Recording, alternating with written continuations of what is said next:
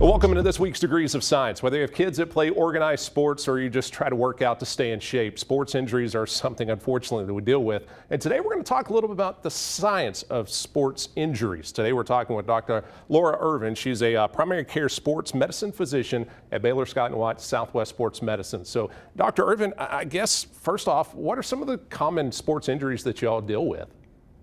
Sure, that's a great question. Thanks so much for having me today. You know, you can see a lot of different injuries with sports. Some of the most common ones that we see would be sprains, strains. You, of course, can have broken bones. You can have tendinitis. You can even get concussions or joint injuries like dislocations. Some people get confused on what a sprain versus a strain is. A sprain is actually an injury to a ligament, which connects bone to bone, while a strain affects a tendon, which can affect muscle to bone.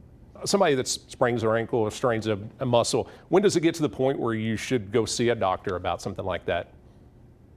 Typically, you know, if you let it rest, do ice elevation for a couple of days and it's not getting better, that would be a great time to talk to your doctor. Of course, if after the injury you can't put full weight or walk normally, if it's a lower extremity injury, that would be a great time to see your doctor. And then if you have any significant swelling or bruising that you feel like is out of the ordinary, you lose any feeling or numbness in that injury, that would be a good time to go as well.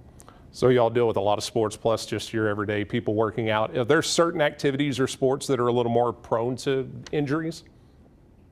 Typically, you're going to get injuries with your contact sports. So things like football, soccer, rugby, you get more traumatic type injuries, but then you can get more overuse type injuries with sports where you have repetitive motion, whether that's running with cross country or track, or a shoulder injury with a volleyball or tennis player. So when you like people, particularly people like me that are in great shape and go to work out and stuff, sometimes you get inflammation when you're working out. What causes that, and is that a bad thing to be getting inflammation sometimes? So we actually all get inflammation when we work out, and it's supposed to happen. It's actually a natural part of our body's reaction to the physical stress that we're putting it through. When we exercise, whether it's cardio, running, or we're lifting weights, we actually are doing muscle damage, which is what's supposed to happen when you exercise. You have very small microscopic tears that actually help the muscle get stronger. You have to bring inflammation to that injury, which increases the blood flow to trigger your body's response to then repair and adapt that muscle. So that's something we should actually see when we work out. So you were talking about the sprain and strain, ice and rest and stuff like that. So let's say you get an acute injury, like I say, a broken bone, something that rest isn't just going to be the only thing. What's the process of recovery for something like that?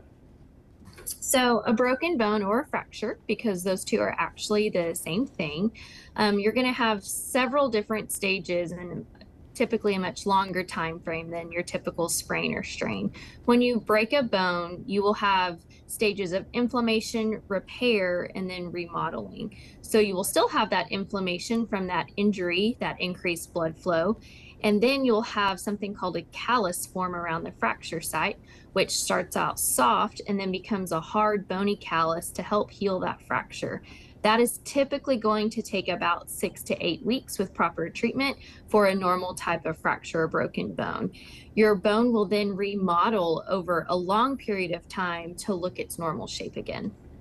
So for people that are athletic a lot, or kids that are working out and stuff, is there a certain point that sports kind of start wearing our bodies down from doing that a lot? It can depend on the sport that you're doing. Anything that's repetitive, you're doing the same motion over and over, overhead athletes, any type of throwing, volleyball. It all depends on your volume, your recovery, and your technique as well. If you have proper technique, you're doing the right amount of rest and recovery that your body needs, that will set you up not to have injuries in the future from your sport. So you mentioned about being busy with all that stuff. Do you see more kids nowadays because they're busy in so many different sports and going nearly year round? We love seeing kids be active and be busy. And we love seeing kids be active in multiple different sports. When you're doing different sports throughout the season, your body is being put through different motions, which helps the body grow, but also helps prevent that repetitive motion. We do tend to see a little bit more injuries when doing year-round sports without break with the same sport. That does not always happen, but that's why we do encourage kids while they're growing to play many different sports and take breaks from certain sports throughout the year. So for athletes or people just trying to exercise and stay in shape, are there any tips you could give to avoid injuries when they're doing this stuff? One of the biggest things is when you're starting a new workout program, which is a great thing to do, make sure you start out slow and smart. Know your limits. Make sure you're taking different days off of recovery. If you're doing hard impact on your lower body one day, then you probably want to do a different type of activity the next day. It's very important to maintain at least 7 to 9 hours of sleep at night. It helps your body recover. It helps decrease your stress. And then adding in the hydration and nutrition piece is key as well. Then having those proper mechanics when you're lifting or playing sports can prevent injury as well. So when it comes to injuries or sore muscles and stuff like that, when is ice or heat better to use on stuff like that? Typically, ice is going to be good to use when there's an acute injury, so within the first 48 to 72 hours to help decrease that inflammation. So for somebody, when you're getting ready to exercise and stuff, how important is stretching and all that in advance of it? I think it's very important to have not only a proper warm up, but cool down. That also means stretching that's not involved in your warm up and cool down, but as a separate part of your day as well. There are certain types of stretches that are more beneficial to do before your workout versus after your workout. So for injuries, I guess it goes across the board. How important is it after, say, you get the diagnosis to do physical therapy and stuff like that to work everything back to where it should be? It depends on the injury. Sometimes you do need a period of rest before starting that physical therapy. We need to decrease that acute inflammation and pain to be able to tolerate the physical therapy to rebuild that muscle or tendon or ligament that they're focusing on back. So it's very good initially, but usually after a period of rest.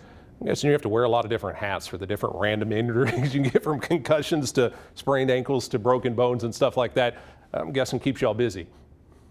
Absolutely. It keeps me on my toes. Well, I appreciate you taking some time to talk with me, Dr. Irvin. Very interesting, and my son has been to see y'all several times with some injuries, myself as well. So thanks for taking some time to kind of talk to us about the science of sports injuries. Of course, it's been a pleasure. Thank you.